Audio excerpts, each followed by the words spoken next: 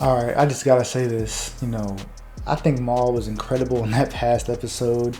I'm not like a huge Darth Maul fan or anything, but just his delivery and his presence as a character in this past episode. I mean, it was something else, and it displayed a lot of characteristics I know about Maul and things that I generally like, in characters across fiction. But I mean, man, like when he's screaming out to Ahsoka, telling him, his speech, and his Sith eyes are just glowing in the light there. I mean, they they did a great job, and I think us as Star Wars fans really need to take a moment and appreciate what we're given here, because I've heard so much over the years about how bad things are and people just can't find any enjoyment about what's going on. Like, meanwhile, we're in the midst of getting some great stuff even back then, but now in a time like what we're seeing at Clone Wars right now, guys, this is as good as it gets.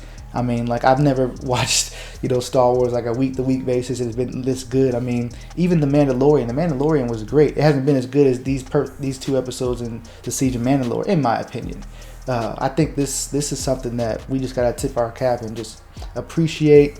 Again, it's a great time to be a Star Wars fan, and just don't, if something happens, because again, there's still time for them to put in some plot hole that people don't like in episode 3. Just, oh my God, this ruins everything.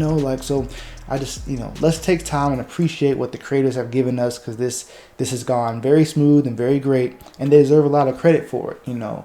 Again, someone like Maul, who was once not an interesting character, now what they've done to him over Clone Wars and Rebels is crazy, and I think that should open up people's minds to understand that there's still time to fix things in the sequels. Even if you hated the sequels, oh, they're so bad that there's nothing they could ever do. Well, yeah, they could. Like, they can definitely make characters like Hux and Poe and Finn and even, Rey. They can create stories for those characters that make them a lot more interesting. I don't care how much you dislike them.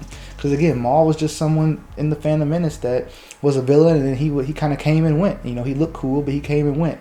And now look at him; they've given him so many stories, and he's one of the more interesting characters, one of the best characters that they've made. So like, there's definitely things that they can do in the future to add, to the sequels. Again, that wasn't what Resistance was, but maybe they make a live action series, maybe they try another animated series. All it takes is some stories, And I definitely think with the Revelations of Rise of Skywalker, they've taken the story, and you can go back and look at some things a different way, if they add some stories to it. So anyway, let me know what you guys think about this. Just kind of wanted to talk about how good I think the Siege of Mandalore is, and how we just need to show some respect and just appreciate the time we're in, because it didn't have to go this good.